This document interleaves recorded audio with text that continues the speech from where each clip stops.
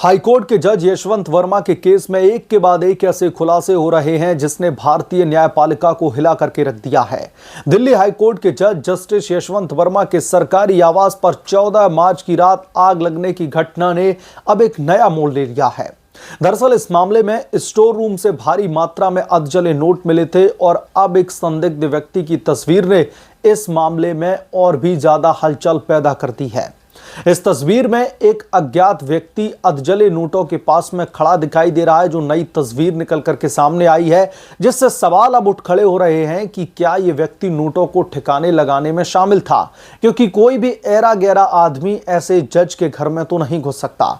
इस बीच supreme court bar association के अध्यक्ष और वकील कपिल सिब्बल जस्टिस वर्मा का बचाव करते दिख रहे हैं, जिसकी वजह से उन्हें भी तीखी आलोचनाओं का सामना करना पड़ रहा है।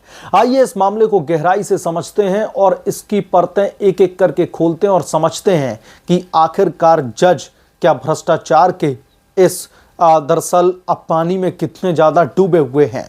जस्टिस यशवंत वर्मा और दरअसल जो इलाहाबाद हाई कोर्ट और फिर दिल्ली हाई कोर्ट में अपनी सेवाएं दे चुके हैं, एक सम्मानित जज के रूप में जाने जाते थे। लेकिन 14 मार्च की रात उनके दिल्ली के तुगलक क्रेसेंट स्थित सरकारी आवास में आग लगने की घटना ने सबको चौंका दिया है। आग बुझाने पहुंची दिल्ली फायर सर्विस की टीम ने स्टोर रूम में 500 रुपए के अधजले नोटों के ढेर देखे। ये नोट इतनी भारी मात्रा में थे कि एक फायरमैन ने कहा कि मैंने अपने 20 साल के करियर में इतना कैश पहली बार देखा था। तो जब एक फायर ब्रिगेड के कर्मचारी ने अपने 20 साल के करियर में इतना कैश पहली बार देखा है, तो ये इतना मोटा कैश आया किस लिए था।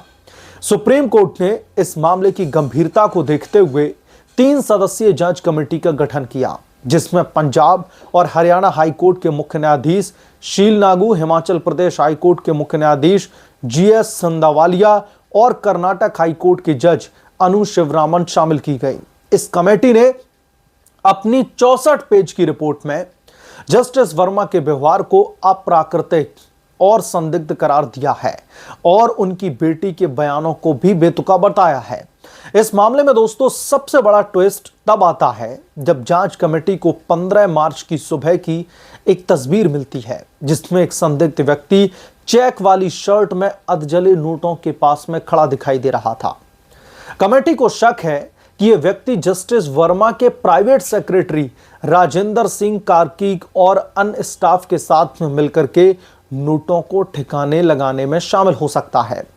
तस्वीर में एक फायर ब्रिगेड का जो कर्मचारी है वो टॉर्च लिए खड़ा है और पास में मलबे के ढेर में जले हुए नोट साफ दिखते हैं। यह व्यक्ति कौन है? क्या वो वाकई में नोटों को हटाने में शामिल था या फिर सिर्फ एक राहगीर था? क्योंकि यहां पर सवाल ये उठ खड़े हो रहे हैं।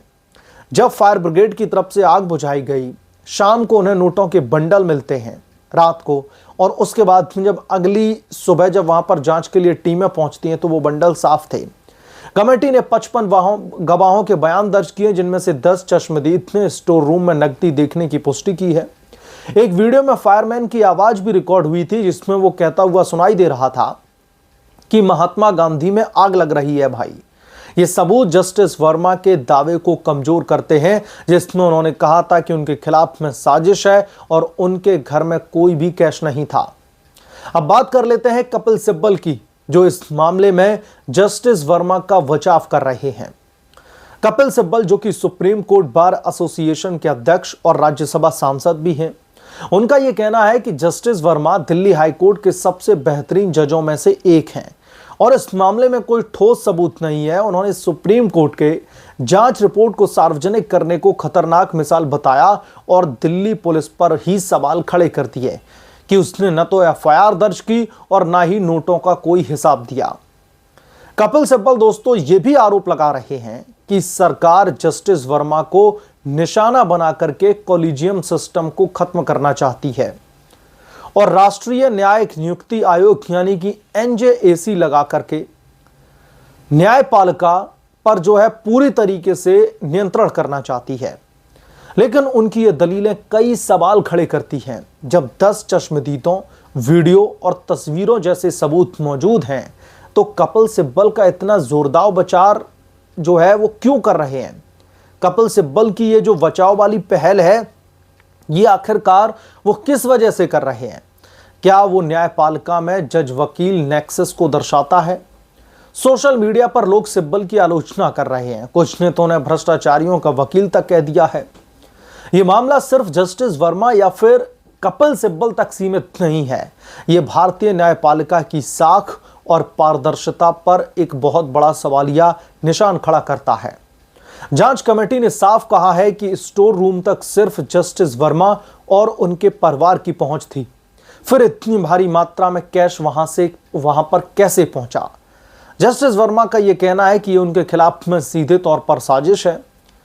कमजोर लगता है क्योंकि 55 गवाहों और वीडियो सबूतों ने उनके दावे को खारिज कर दिया है। दूसरी ओर कपिल सिब्बल का जज शेखर कुमार यादव के मामले में इसकी तुलना करना भी गलत है। जस्टिस यादव पर सांप्रदायिक बयान का आरोप है, जो एक अलग मुद्दा है। सिब्बल का यह कहना है कि सरकार जस्टिस वर्मा को हटा करके न्यायपालिका पर कब्जा करना चाहती है। अब यहां पर समझने वाली बात यह है कि एक जज के घर पर अधजले नोटों के बंडल दिखाई देते हैं, जो कि भ्रष्टाचार का मामला है। एक जज के ऊपर सांप्रदायिक जो है भाषणबाजी करने का आरोप लगता है। इन दोनों केसों को आप एक साथ कैसे देख सकते हैं? कपिल सिब्बल का यह मानना है कि एक राजनीतिक रंग देने की इस मामले को कोशिश दी जा रही है। सब देख करके जनता का विश्वास न्यायपालिका से उठ रहा है। जब जज और वरिष्ठ वकील ही ऐसे मामलों में उलझे दिखते हैं तो आम आदमी का दरअसल भरोसा बनेगा कैसे? दोस्तों, जस्टिस यशवंत वर्मा का कैश कांड और उसमें कपिल सिब्बल की भूमिका ने अब कई सवाल खड़े कर दिए हैं। क्या ये तस्वीर और वीडियो सचमुच जस्टिस वर्मा को दोषी ठहराते हैं, या फिर ये एक साजिश है, जैसा कि जस्टिस वर्मा और कपिल सिब्बल कह रहे हैं? कपिल सिब्बल का बचाव क्या वाकई में न्यायपालिका की स्वतंत्रता की रक्षा के लिए है, या फिर इसमें कोई और मकसद छिपा हुआ है?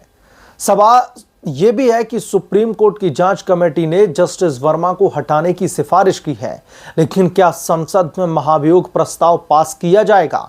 और सबसे बड़ा सवाल यह भी है कि क्या इस मामले से न्यायपालिका की साख को नुकसान पहुंचेगा? हम आपसे जानना चाहेंगे कि आप इस बारे में क्या सोचते हैं। कमेंट में अपनी राय जरूर लिख करके बताएं, क्योंकि यह मामला इतना ज्यादा संगीन है। जो मैं सवाल पूछ रहा हूं कि क्या यह मामला न्यायपालिका की साख पर सवाल खड़े करता है, तो इसका जवाब मेरे अकॉर्डिंग है हां। अगर यशवंत वर्मा के खिलाफ में प्रॉपर तरीके से इन्वेस्टिगेशन करके और अगर वो इस मामले में दोषी पाए जाते हैं, अगर उनके खिलाफ में ये विधिवत कार्रवाई नहीं होती है, कानूनी कार्रवाई नहीं होती, एक एग्जाम्पल सेट नहीं किया जाता है, तो यकीनन तौर पर न्यायपालिका की साख पर यह सवाल खड़े कर देगा। न सिर्फ सवाल खड़े कर देगा, यह भी मुश्किल हो जाएगा कि न्यायपालिका पर इस देश की आम जनता भरोसा कैसे करेगी, क्योंकि आम जनता जो होती है उसका सबसे बड़ा जो भरोसा होता है दोस्तों, वो होती है न्यायपालिका। जब उसे लगता है कि उसके प्रदेश की पुलिस, इन्वेस्टिगेटिव एजेंसीज जब उन्हें न्याय नहीं दिलवा पा रहे हैं, उसके बाद में उनके पास में आखिरी रास्ता होता है कि कोर्ट की दहलीज पर जाकर के जज साहिब से गुहार लगाई जाए कि उनको न्याय दिलवाया जाए। लेकिन अगर जिस केस की सुनवाई जज साहिब ही करने वाले हैं और उनके घर से अगर नोटों के बंडल बरामद होते हैं, अधजले नोट दिखाई देते हैं, तो फिर उस एक आम आदमी के दिमाग में जस्टिस उसी समय डेड हो जाएगा।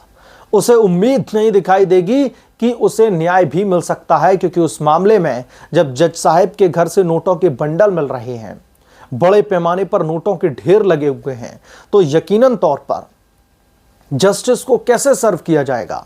उसे तो यही लगेगा कि न्यायपालिका भी बिक चुकी है।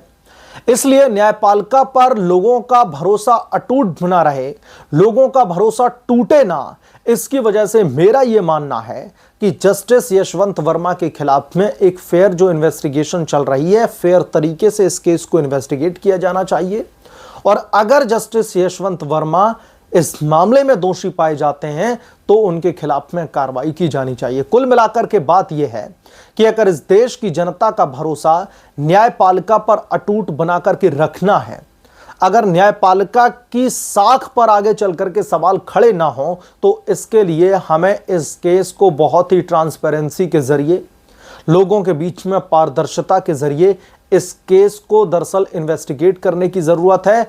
और एक नजीर पेश करने की जरूरत है इस मामले में कि अगर जज जो न्यायपालिका के होते हैं अगर वो भी भ्रष्ट पाए जाते हैं तो उनके खिलाफ में भी जघन्य कार्रवाई जो है, गंभीर कार्रवाई होने से पहले किसी भी तरीके की जो है रियायत न बरती जाए। मसलन इस बारे में आप क्या सोचते हैं, आपकी क्या राय है, कमेंट में जरूर लिख करके बताएं। अगर आपको ये वीडियो पसंद आया हो तो प्लीज इस वीडियो को लाइक करें, शेयर करें और चैनल को सब्सक्राइब करना बिल्कुल भी ना भूलें।